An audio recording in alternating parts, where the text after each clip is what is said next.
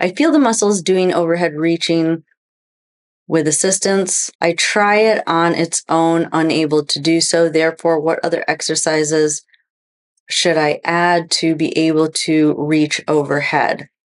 Well, if you have assistance, I would say keep doing it with assistance.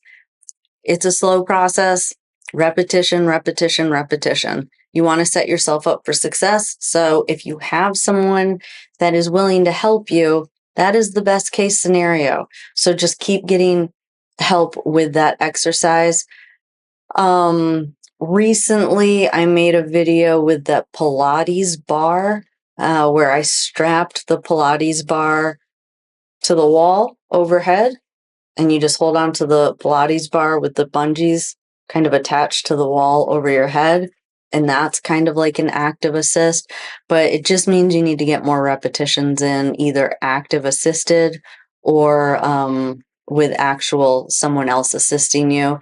The other way, if you don't have help, that most of my patients that I see in person do, can't think of anyone that I don't recommend this for, who's in the same stage as you, or just using a cane, using your other arm to help, or a Pilates ring, using the other arm to help. I want to briefly interrupt this video to take a minute to talk about protein. Surprisingly, I learned recently that only 15% of the calories in the Western American diet comes from protein. Now, on one hand, I'm surprised, but on the other hand, I'm kind of not surprised given the rise in the rate of diseases in America. But it's so unfortunate when we know that protein, which are really just amino acids, literally are the building blocks of every cell in our body. But beyond that, they are necessary for the proper functioning of every cell in our body. And most importantly for all of you, brain cells. So if you're anyone that's trying to recover from a neurologic injury, or you're just trying to optimize your overall brain health, meaning memory, recall, concentration, attention, you need protein.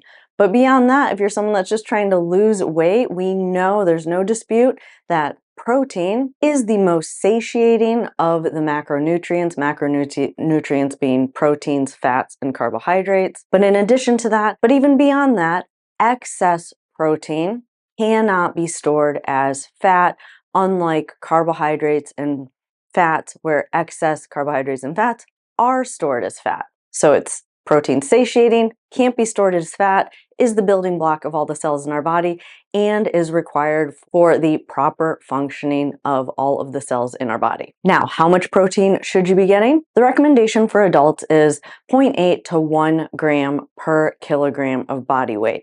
Now, I know for me, that is a very large amount of protein. That's very hard for me to get that amount of protein in. And that's where today's product spotlight comes into play. These are Pop-Tarts. Yes, a protein Pop-Tart. This brand, Legendary, has literally cracked the code on creating something that actually tastes like a Pop-Tart, that has 20 grams of protein and only 4 grams of sugar, and I absolutely love these.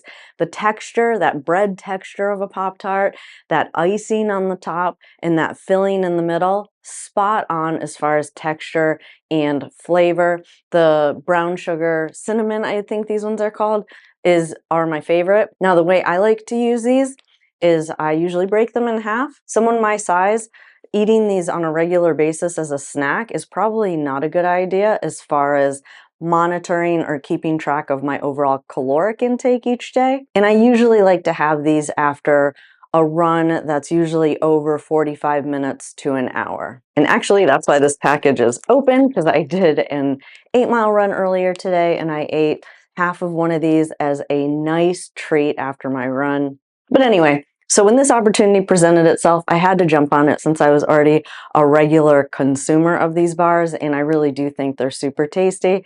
I have a sweet tooth. I know a lot of people have a sweet tooth, so I prefer, if I'm going to satisfy that sweet tooth, why not also get in some of that protein that is kind of hard for me to get in on a daily basis. But more importantly than all of that, or purchasing a Pop-Tart, especially if you don't like Pop-Tarts, if you are someone that's trying to lose weight, improve your brain health, recover from a neurologic injury, get that protein in. Remember, 0.8 to 1 gram per pound of body weight is the take-home message. If you want to check out these bars or purchase these Pop-Tarts, link is in the description below. Now, back to the video. Those would be my suggestions. You're still in that stage where you need that assistance. Remember, you're trying to retrain your brain.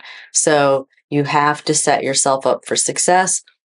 And if that means right now you have to get assistance, I would keep doing it with assistance.